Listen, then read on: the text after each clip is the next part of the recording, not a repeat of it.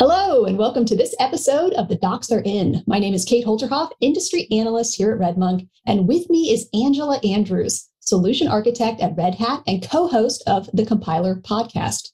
I am beyond thrilled to welcome Angela here to discuss her experiences, opinions, and philosophy on the subject of upskilling. In addition to championing non-traditional students on their upskilling journey by volunteering with groups like Girl Develop It and Python for All, as an AWS Certified Solutions Architect, and a member of the 2019 Red Hat Accelerators program, Angela has real-world lived experience with the challenges and opportunities afforded to those looking to upskill in tech. Angela, thanks so much for joining me today. Well, thank you so much for having me, Kate. I'm very happy to be here and to chat with you. Great. All right, let's begin with some background. Tell me about your education and professional history. What was your journey to becoming a solution architect like? I think I took the long way around. Some would say I worked in higher ed as a systems administrator for many years, and someone approached me about becoming a solution architect. And I thought, oh, I don't know how to architect. What are you talking about? It was one of those things where someone had to convince you that the skills that you have are the skills that are needed for this role. I didn't know any solution architects. A friend of mine had sent me a job posting. I applied. I got the job. And the rest, as they say, is history. I've been here over 2 years, going on 3, and it's been a wild ride. It's a very rewarding job, I have to say. Wonderful. All right. So I wanted to begin our conversation just by laying out some terminology here because we are going deep into the topic of upskilling. So just want to define some terms just to be clear because they can be a little bit murky. So upskilling is intended to help employees develop new, deeper competencies that are tied to their current role, whereas like reskilling prepares them to transition into new roles within an organization. And then you've got cross-skilling, which develops skills that are valuable across multiple functions and is useful to mitigate risk tied to information silos. So, what I'm hoping that we can talk about is, as someone who has mentored and experienced all of these skilling trends, what hurdles have you noticed that students experience when trying to upskill, reskill, or cross-skill?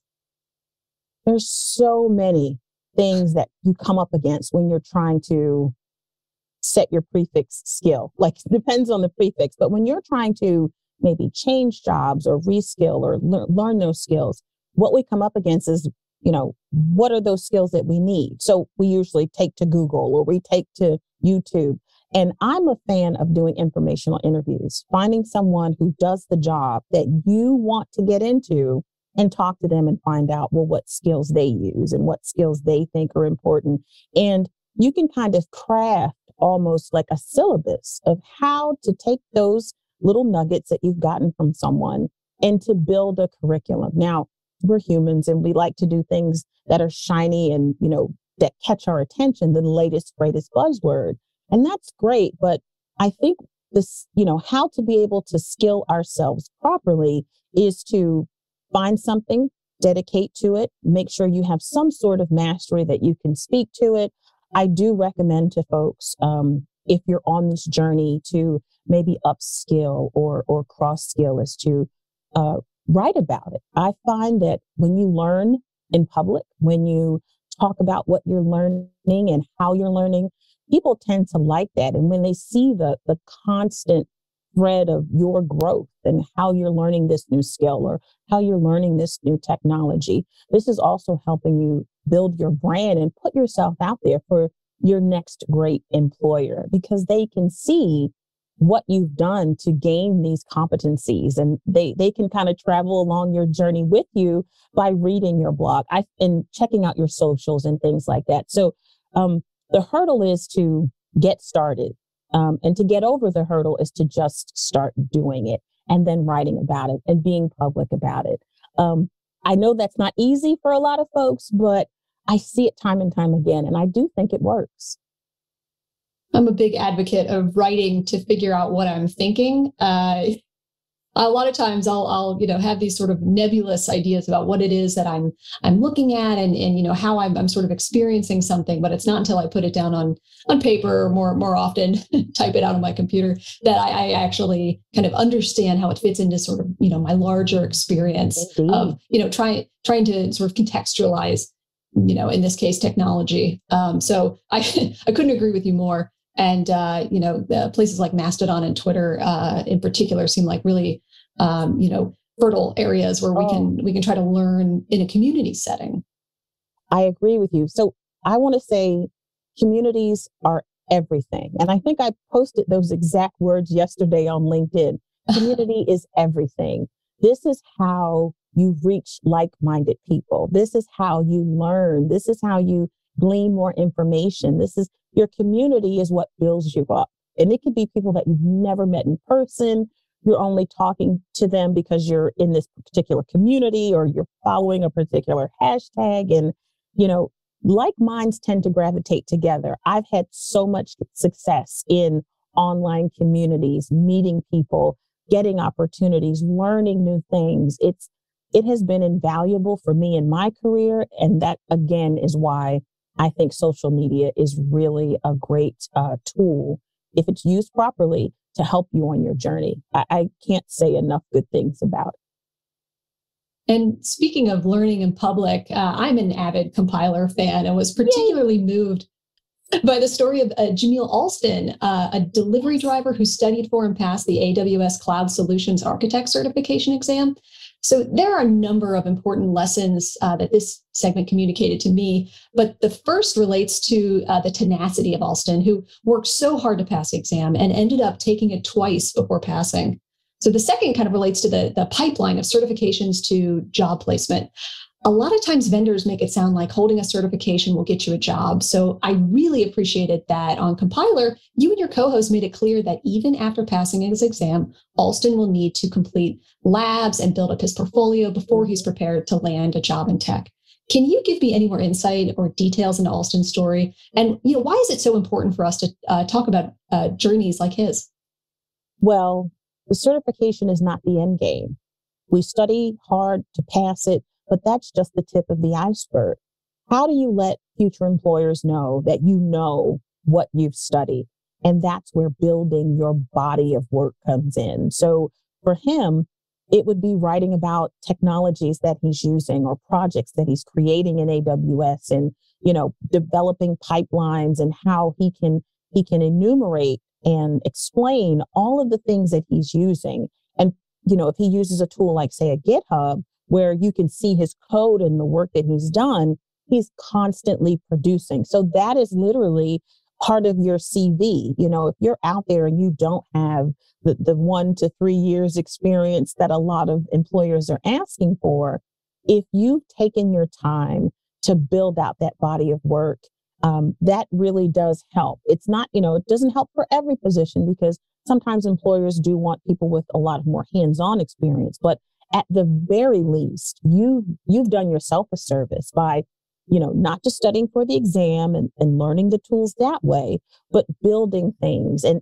integrating what you've learned into maybe other tools and other products and learning how all of this works together, understanding networking, understanding Linux, understanding the security aspect of it, and being able to speak to that via a blog or putting something out on LinkedIn. Like, again, you have to let people know that you know what you're talking about. And if you don't have the experience, well, let your portfolio speak for you. Let your LinkedIn and the posts that you put out there, let it speak to you. And I also say that you should start talking to like-minded folks. So find other solution architects out there on Twitter and other socials, and what are they putting out and what kind of blogs and articles are they posting? Well, maybe you can repost and comment and put your own commentary because now you're a thought leader in these areas and it doesn't feel like you're doing it, but you're showing folks that I get this, I understand this. And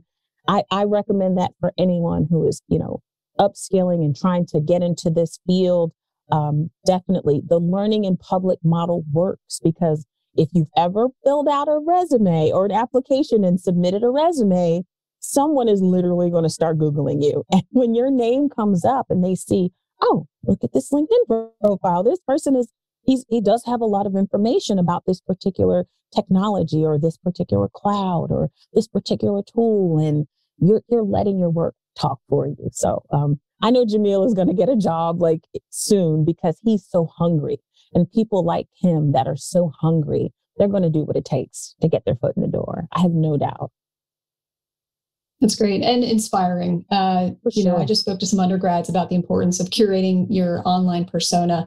And we certainly talked about making sure that your LinkedIn, at least your about section is clear, speaks to the right audience, but also having, a portfolio, whether that's GitHub or something that you built on your own as a sort of, standalone site or app. And then also just, making sure that when folks Google you, because they will, that they find the sort of narrative that you want to present to the world. And, writing, blogging, having a robust social media presence is all, key to that. Makes a lot of sense. Good advice. That's very good advice. Yeah. It seemed to resonate. So let's talk a little bit about, sort of certifications and where they fit in here. So I've written about what I'm calling upskilling's greenfield problem, in which, instead of teaching and assessing competencies based upon real world, messy sort of brownfield stacks and processes, they're the kind of thing that requires debugging, authentication, version control, especially, education portfolios for, certification programs tend to be a little more best case scenario. So the sort of experiences that students get from, boot camps, certifications, and badges tend to be a little more rudimentary, sterile, and I guess they sort of get you to that hello world stage, but can't get you beyond there. So, what is your sense of this problem, and how can organizations help students to succeed in the real world when they're actually in a job that requires them to deal with legacy code and less ideal situations? Well, the first thing is having those types of scenarios available for people to learn from. Not having the perfect situation, making people troubleshoot. Things are broken. How do you fix it? Learning them those troubleshooting techniques. How to look at logs, how to understand network traffic, how to understand and read error message and decipher, and using your Google Fu and using your documentation. Being able to do those things. I went to a boot camp, and one of the few things that was lacking is they had not taught us how to use GitHub. Now, I was lucky enough that I had that experience, but can you imagine doing coding without some sort of source control? It was, when I look back on it, we learned it at the very end, and I was like, how can you not tool people properly? Like, these are the basics. Being able to understand how packets travel, being able to understand, if a network goes, a network problem happens, how do you troubleshoot? So we need to set up those types of scenarios where everything goes wrong, and we have to think about, well, how do we solve them? And I think that's being very intentional and not giving students this very pristine environment in which to learn. Give someone something that's broken and have them figure it out. You get to see how they think. You get to see how they troubleshoot. You get to see how they figure things out. And that to me is invaluable. Like, it's great that you get all these other things, but being able to figure it out and make sure that it works is key. Nothing tops that, in my opinion. That's where the real world comes in. Having been a sysadmin for many years, I know what that feels like. I know that you have to break things, and things have to be broken, and you have to bring them up, and you have to figure it out as quickly as possible. So, again, certifications I think are amazing. They're invaluable because they give you that baseline understanding of a particular product or tool or software. And from there is where you grow your skills. So I think instructional institutions, however you want to call them, they have to make sure they give you some of that included. If you're not troubleshooting, if you're not figuring out if something's broken, how to fix it, you're really going to do your students and the people who use your service a really big disservice. Just my 2 cents on that. Well, I'm glad we talked about boot camps actually, because some can be quite pricey. I've spoken with several boot camp graduates who weren't able to jump directly into tech careers after graduating, and yet I'm a non-traditional student myself. And when I was studying to become a front-end engineer after spending a decade as a university instructor, I often wished I had attended a boot camp to get the sort of structure and support that online tutorials and books they just can't offer. I think a lot about the role of education portfolios. And I think another part of it that I think we've touched on a little bit is, how they can serve to do good. And of course, you're involved in a number of different nonprofits and, places to try to help folks enter the tech space and try to advance their career here. I think another place where I've noticed a lot of folks bringing up certifications and sort of education more broadly has been their ESG reports. We don't need to go into that in detail, but I think it's just so interesting that companies will frame their educational initiatives as part of how they're doing good, part of this narrative of how they're helping the world. And so I guess, oftentimes enterprises kind of frame these as a means specifically to bring in sort of non-white, non-US, non-male voices to the table. In your opinion, are these certification providers just, paying lip service to, the notion of doing good and trying to make, tech into a more diverse, more welcoming space? Or do you think that certifications are actually, part of that equation, that they're actually helping to make, tech a better place? Well, I do think it's helping. I think the simple fact that they exist, and if they're trying to, they meaning the companies that are putting this content out there, and they're trying to enrich the pipeline, as they say.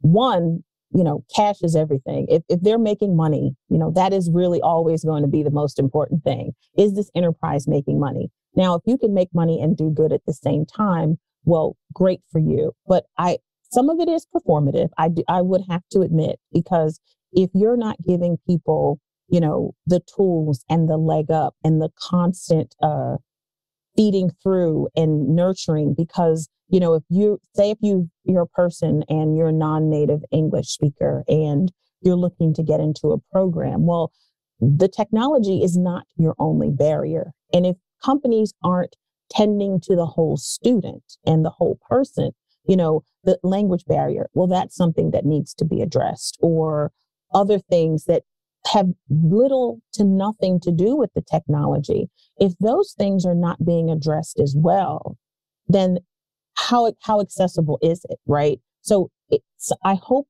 most institutions aren't paying lip service to this, but they're really meaningful and they're doing something to help people to get into these spaces. But, it deals with the whole person. If this institution can deal with the whole person and they're understanding this person's background and their particular struggles or anything like that could be a barrier and help lift people up, I am all for it. But I have to say, a lot of it sometimes can be performative and can do learners a disservice in the end. So I say beware. I say talk to people. I say, if, the best thing about, the internet is that it's vast, and you can probably find another person who's gone through this particular program or taken this certification, and you can ask them, what did it do for you? Or how did it help you? And how did they empower you and enable you? And if those answers sing to you and speak to you,